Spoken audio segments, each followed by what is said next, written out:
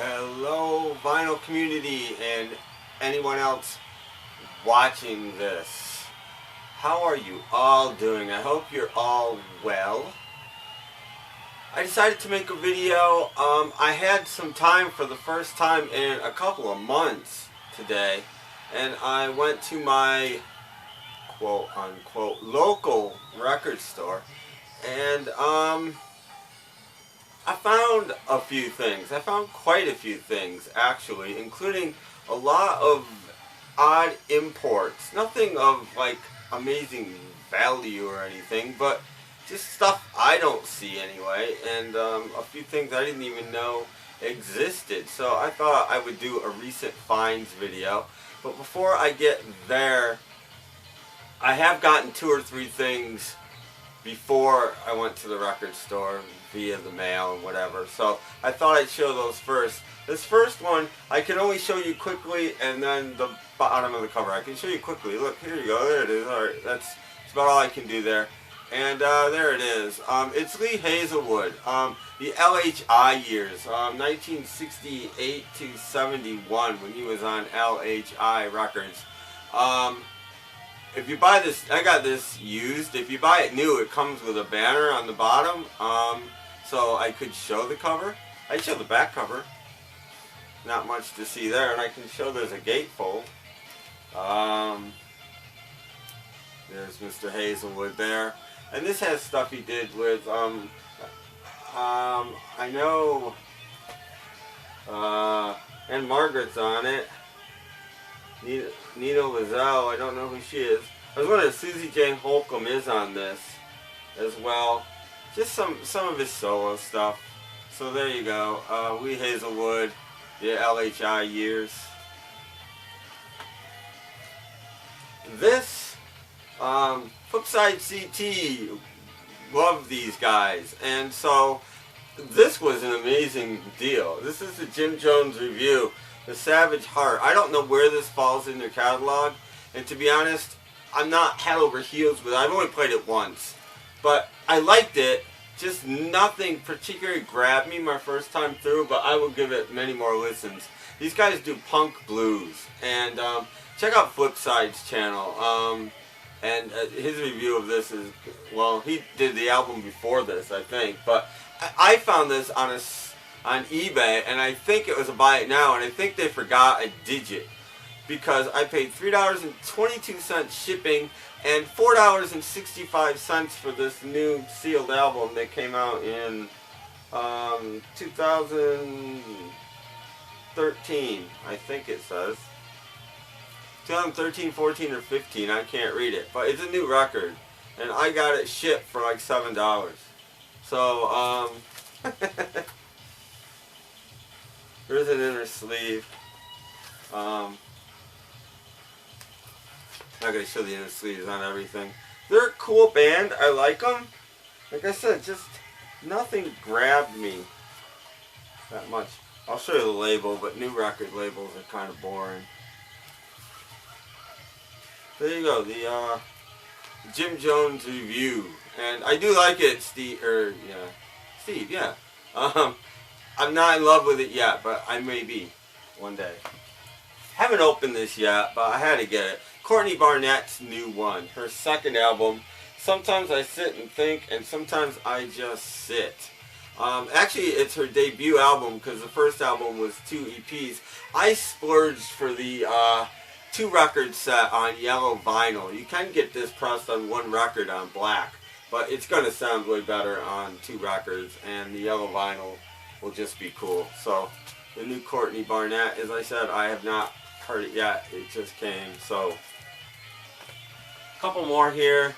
I've been in a mood. Nick Cave and the Bad Seeds, some dark bluesish stuff. This one is supposed to be. I haven't played this one yet. I just picked this up. Either this was again in my FYE for half price, so I grabbed it. As well as this, I have heard. Nick Cave and the Bad Seeds, Kicking Against the Pricks. And I love this. I was surprised how much I like this. This is all covers, including Muddy Water, I'm Gonna Kill That Woman, Long Black Veil, Hey Joe, All Tomorrow's Parties, By the Time I Get to Phoenix, that kind of stuff. And I like this. This was really good. I was surprised at how much I liked it. And in his sleeve, both sides are kind of the same. And I won't show the album again. Records are boring these days. They don't. The labels aren't cool. Anyway, Nick Cave, love that. Okay, now for today's stuff. If you count doubles as 2, I averaged slightly over $3 a piece for these. I felt like I was in the 1980s again, record shopping. So the stuff might not be absolutely amazing, but for $3 a pop, I think I'm really happy. Especially with this first one. Now this isn't in minty shape or anything like that, but check this out. Farmer John by the Premiers. And see that right there? That indicates something. What it indicates is that this is a white label promo of the Premiers, Farmer John. And again, average price $3. Vinyl isn't amazing, but it's pretty good. I'd say it's bordering on VG+. It's alright. And this is the first thing I saw. I never do this, but I went straight to the site Garage Bin, and I found this. I didn't even look at their new stuff. They have like 4 huge bins of new stuff. I had so much in my hand, I usually look at that last, that I didn't even bother. I couldn't pass this up either. This was the second most expensive thing I bought, and it wasn't very expensive. Kimosabi by the Electric Indian. And if you don't know the instrumental Kimosabi, I've never heard the rest of the album, but and it's on United Artists and that old cool United Artists label.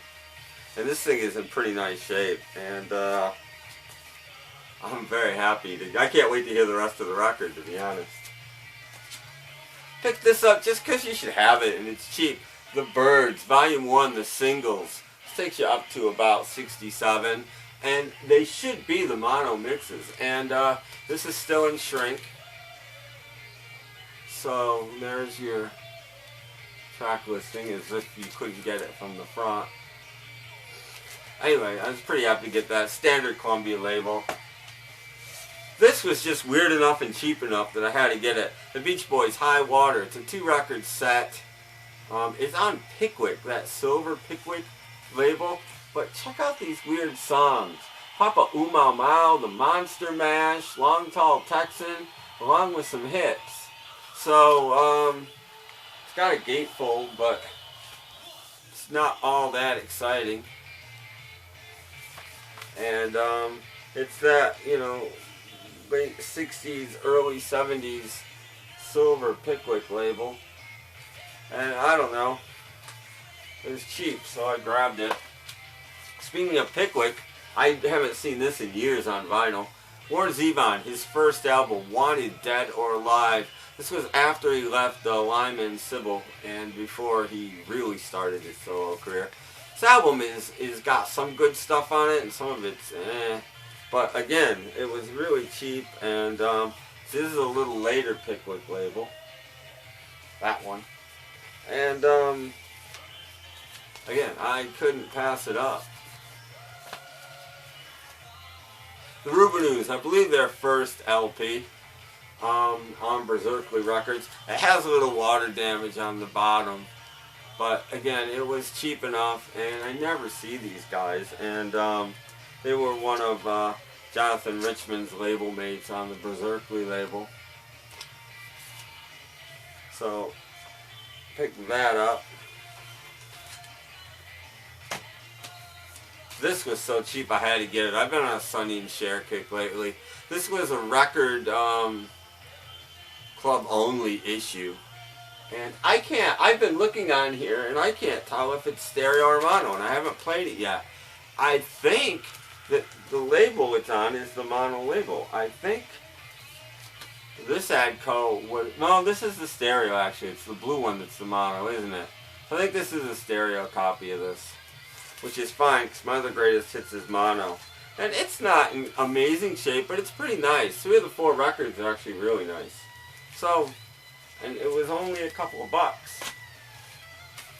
Speaking of only a couple of bucks, the Kinks, second time around, I collect Kinks compilations, and I don't have this one. This is their mid-70s stuff on RCA Records. RCA put this out a long time after they left the label, but they might have had a contractual obligation or something left. Just the black RCA standard issue fare there.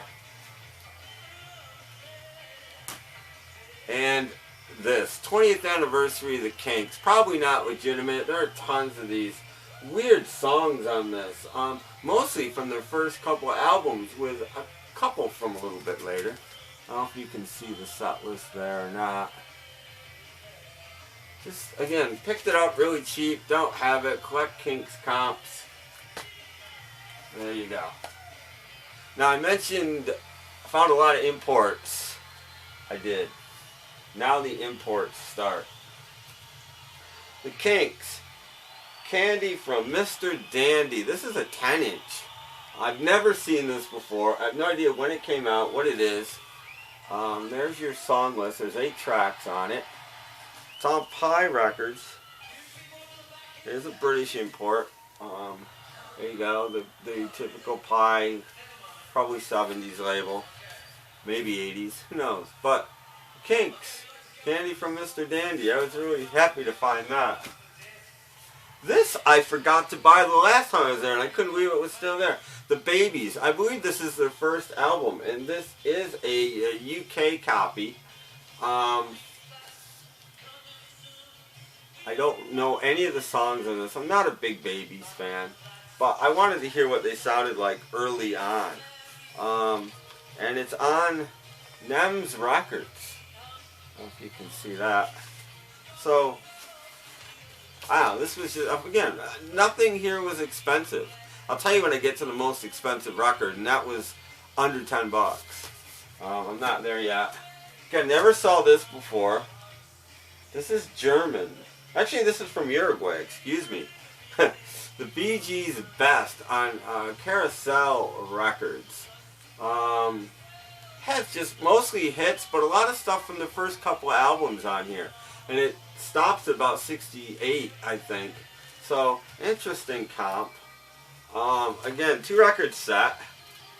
I haven't been saying when they were 2-record sets. The second Kinks was a 2-record set as well. There's the Carousel label.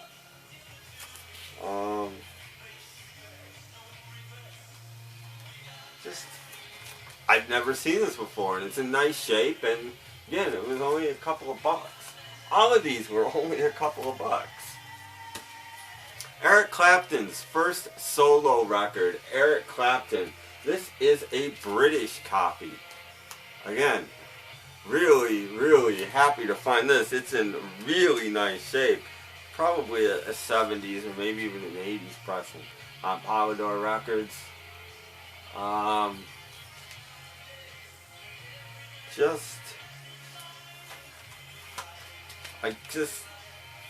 started looking and I started finding import after import, and I'm like, this is just so cool.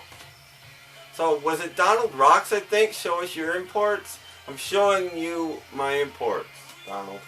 Never saw this before. Pop History, Volume 3, Eric Clapton. You know what? This is the one from Uruguay. That other one was German. The Bee Gees was German. This was from Uruguay. And there's a set list. A lot of stuff from, it's in Spanish, by the way. A lot of stuff from the Layla album, Derek and the Dominoes, but there are some Cream tracks on here. Clapton solo, Blind Faith. Interesting compilation. Again, 2-record set again, as was the Bee Gees, if I didn't mention that. Polydor. I can't see what I'm doing here. Just interesting record. So I had to pick this up. Again, everything I've showed you so far was, I'll tell you what they were priced so far, except for the Kimosabi, was $5 or under. Every single one, including this. And that's not per disc, that's the whole package.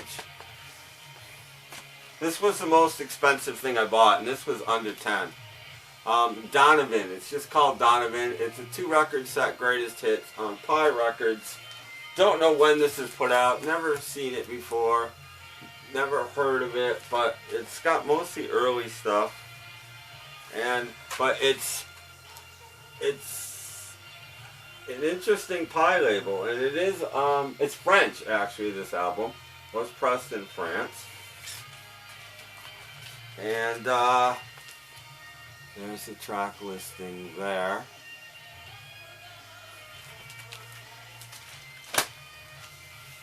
The very best of Commander Cody and his Lost Planet Airmen. Never seen this before. This is British on C for Miles Records, which is a pretty decent reissue label.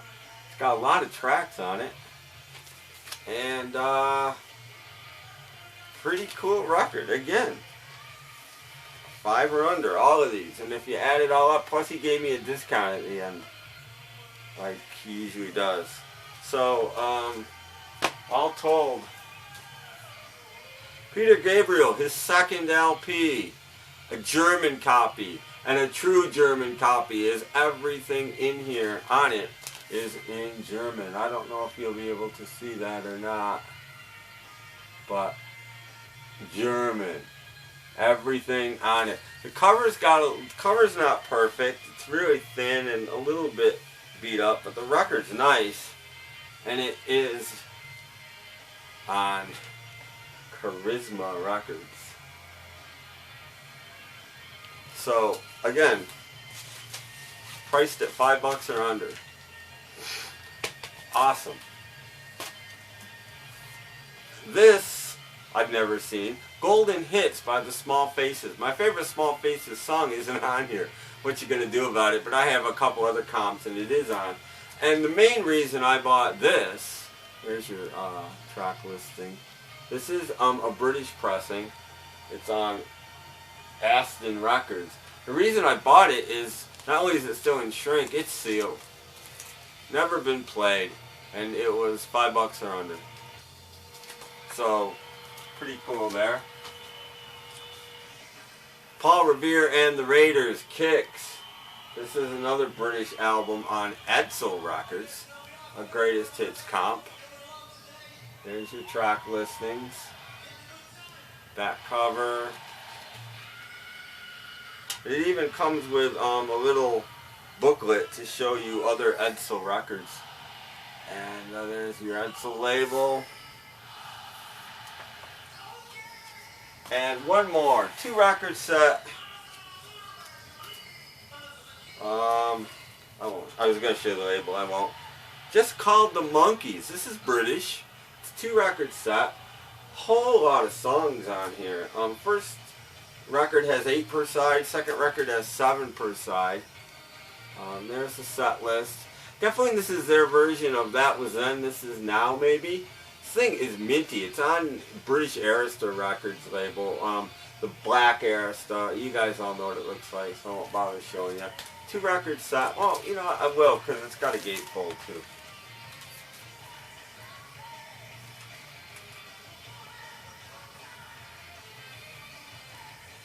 Records are kind of heavy too. There you go, the typical Arista Records label from the 70s, or late 70s, 80s. Actually 80s, I think. And I forgot what the gatefold looks like. A lot of info, pictures of the band, and lots of info. So, there you go. Made in the UK.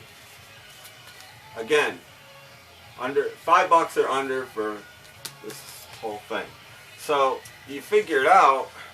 When I did the math, I counted up all the records individually, divided by what I spent, and I came up with about $3.10 a piece, $3.08, something like that.